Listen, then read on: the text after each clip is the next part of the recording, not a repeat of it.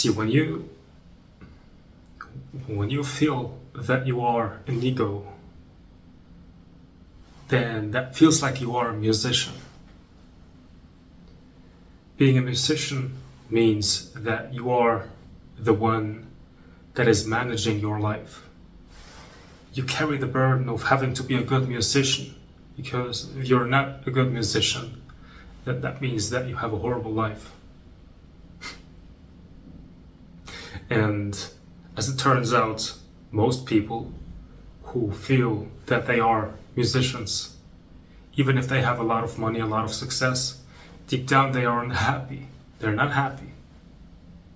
In the first place, because they were trying to become happy through their own power. They have achieved all these things.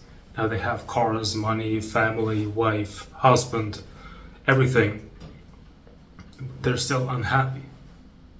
The thing is, that's a law. You cannot become happy through your own will. You can certainly become prideful.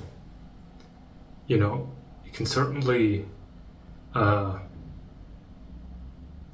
think that you're a good person. You can certainly feel rich, but you can never feel complete, because that's just not something that can happen when you are isolated, when you feel that you're a separate person, when you feel that you are a musician. But happiness comes when you realize that actually you're not a musician, you're just an instrument. And you're simply allowing, you can call it power of the universe, or God, or the big consciousness. You allow this force, this power, to play you.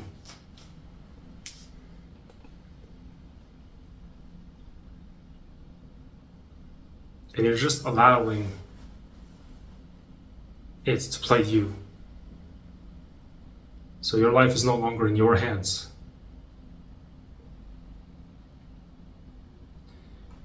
Ego means tension. Ego is just a tension.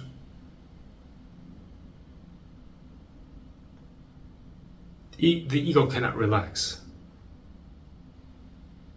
The ego is the tension. It's the survival mechanism of the ego.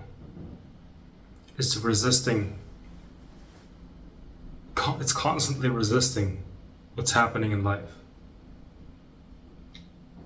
It's not allowing newness to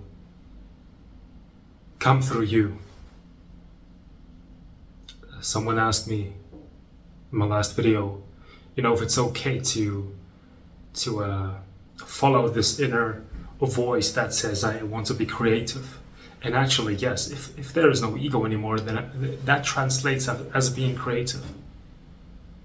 That's not an ego desire, When your ego has a desire, then that desire is always, when the ego has a desire, then it's a desire that the ego hopes that it will complete the ego. But there is also a desire that does not come from you, that comes from the greater intelligence.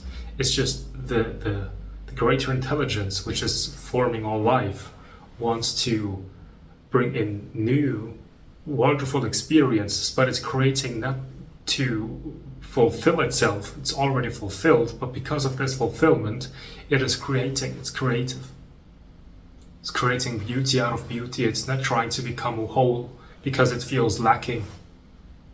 That's the difference between the creative power of the universe and the small self that wants to become bigger, that wants to grow, so that it doesn't feel insecure anymore.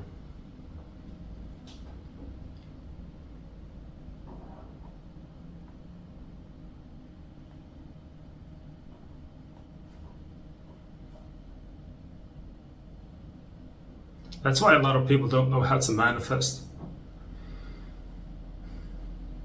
Because the one who's interested in manifestation is actually the ego. It wants to manifest things because it feels small and insecure, and it wants to change its life. So it's watching manifestation videos, and then it's trying to control the manifestation. It's imagining how life should be, and then it's still unsatisfied by how life actually looks in this 3D dimension. But letting go will actually, letting go and relaxing the ego, so that you transcend it, actually will actually reveal to you that your desires are not your desires. It's the desire of the universe that wants to play you, because you're just the instrument, and you're relaxing. You're not doing anything. You're not the manifester, so therefore it manifests through you, but it's not your personal desire. It's the desire of the greater will.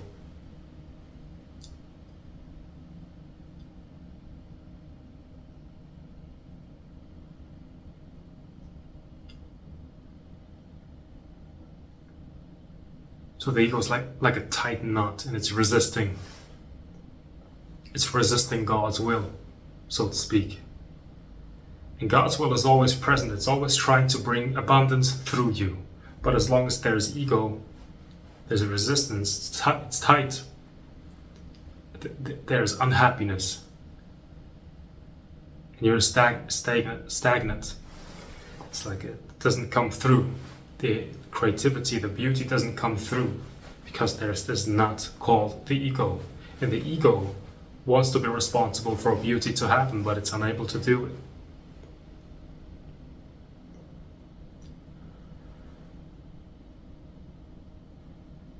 So to the ego, it sounds like backwards thinking, because the ego says only through effort I can create stuff. But actually it's by letting go and being in alignment with the Tao. It's only by being in alignment with the Tao that you can bring in beauty and create stuff. Not to get a sense of completion, not to become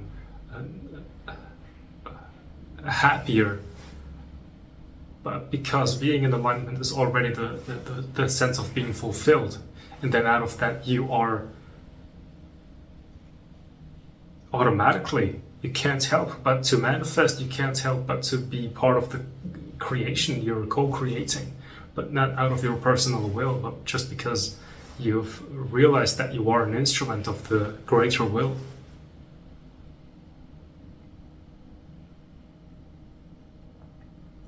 So all that you have to do basically is just relax your tense ego.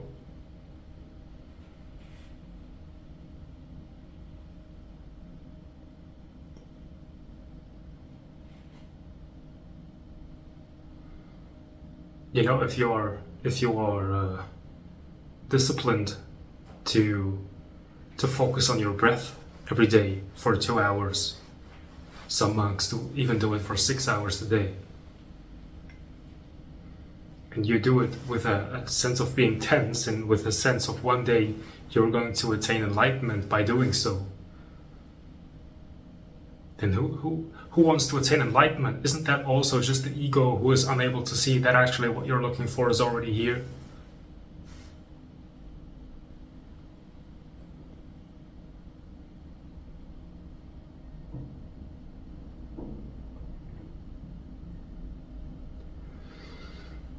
There's a difference in seeing how life works, you know.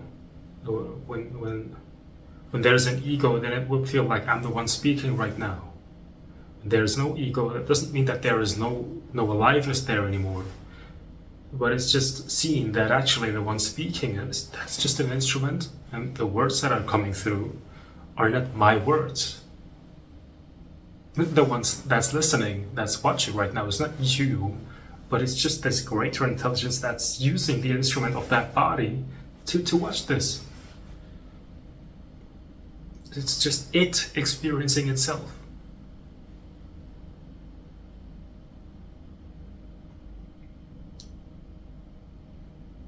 So how to relax? some people seem to have a real problem with that, because they're unable to relax, they're unable to let go. And it's not really that you're just relaxing the body. It's not really that you're relaxing some tensions, but it's really that you are relaxing yourself. You're relaxing the sense of I, the sense of the localized I. You're letting go of yourself, so to speak. Just like, actually, it's death. It's not a dramatic death. People have turned death into such a dramatic thing. But death is not dramatic. It's beautiful. It's grace. It's the end of control. It's the end of being the one that's in charge. It's the end of responsibility. It's the end of having to carry a burden. Death is the realization that actually I don't have to carry this burden. There's a greater intelligence that's carrying it for me. It was actually carrying it all along. The feeling that I was the one that was carrying it, it was just an illusion. I didn't have to do it. I wasn't the one that was carrying it. So death, psychological death, is grace. We have certain beliefs about death, so that when we hear the word death, we panic. But it's really a beautiful... Actually, people fear death, but they like the word liberation, when actually it's the same thing. So when life is like an ocean. Imagine that life is like an ocean, and we all know that life comes with deadly waves, and we want to survive them. We want to be a good sailor and survive this deadly, tsunami, for example.